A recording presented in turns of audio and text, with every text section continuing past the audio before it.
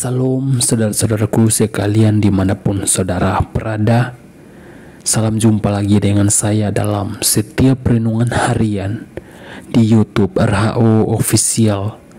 Doa dan harapan saya kita semua tetap sehat selalu dalam lindungan Tuhan, khususnya menjalani hari-hari Paskah kematian Yesus Kristus.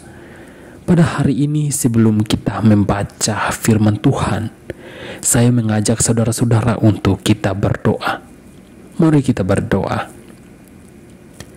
Terima kasih Tuhan atas penyertaan-Mu dalam kehidupan kami. Hingga sampai pada hari ini kami masih tetap sehat dan kuat. Itu semua karena penyertaan dan kasih karunia-Mu di dalam kehidupan kami.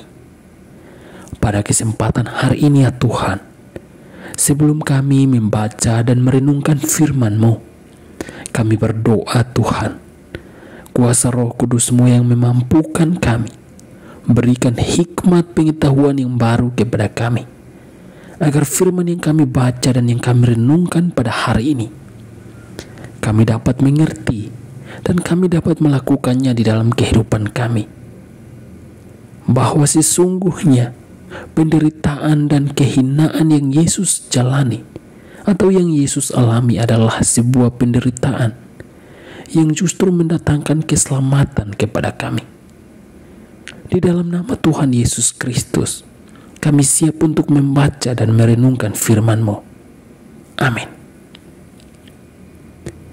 Saudara-saudara yang terkasih di dalam nama Tuhan Yesus Kristus, firman Tuhan pada hari ini terambil dalam Markus pasal 15 ayat 16 sampai ayat yang ke-19. Yesus diolok-olokkan. Kemudian serdadu-serdadu membawa Yesus ke dalam istana, yaitu gedung pengadilan, dan memanggil seluruh pasukan berkumpul. Mereka mengenakan jubah ungu kepadanya, menganyam sebuah mahkota duri, dan menaruhnya di atas kepalanya. Kemudian mereka mulai memberi hormat kepadanya. Katanya, "Salam, hai Raja orang Yahudi." Mereka memukul kepalanya dengan buluh dan meludahinya dan berlutut menyembahnya. Demikian firman Tuhan. Firman Tuhan pada hari ini, dengan jelas kita melihat bahwa Yesus Kristus yang kita agungkan, yang kita banggakan, justru hari ini dia harus diperhadapkan dengan sebuah hinaan. Dan bukan hanya sebatas hinaan, tetapi justru penderitaan yang Yesus alami pada hari ini.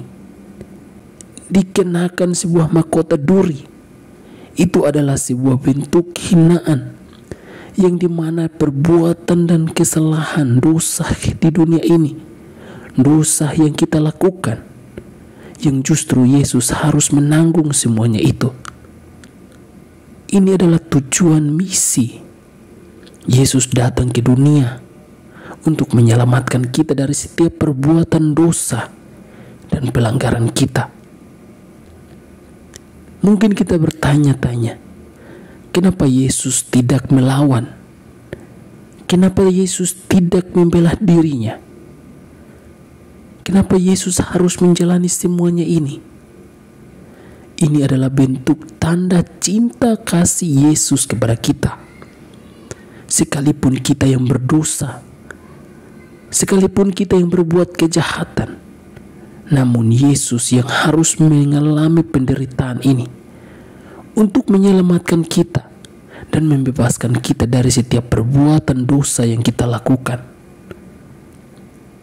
Namun hal ini yang akan direspon atau ditanggapi hanya kepada orang-orang yang percaya dan beriman kepadanya.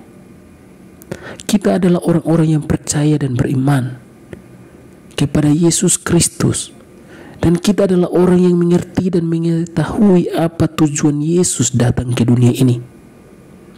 Tujuan Yesus datang ke dunia ini adalah untuk menyampaikan berita Injil. Selain berita Injil, ia harus mengalami penderitaan, bahkan mati di atas kayu salib. Ini adalah bentuk tanda cinta kasih sayang Tuhan kepada kita sebagai umat yang dipilihnya untuk diselamatkan dari setiap perbudakan dosa, kejahatan yang kita lakukan. Maka mulai hari ini, datanglah kepada Tuhan, serahkan seluruh hidup kita, mengakui setiap perbuatan kejahatan kita, perbuatan dosa kita. Sebab kita ini adalah manusia yang berdosa, yang seharusnya kita yang mengalami penderitaan, hinaan yang dialami Yesus pada hari ini. Datanglah kepada Yesus, minta ampun kepada Tuhan Yesus, serahkan seluruh hidup kita kepada Tuhan Yesus.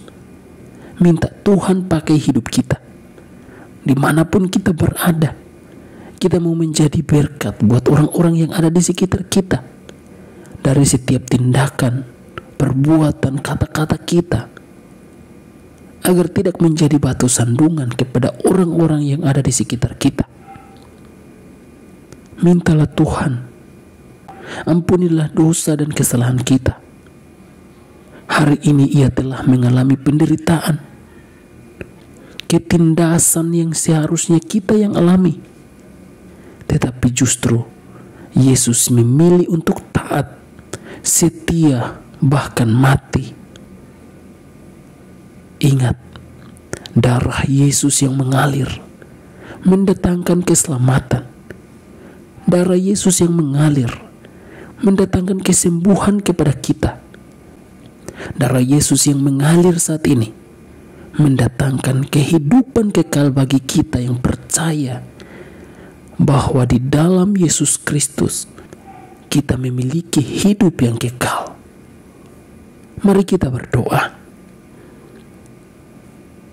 Bapa di surga, kami telah membaca dan merenungkan firman-Mu hari ini.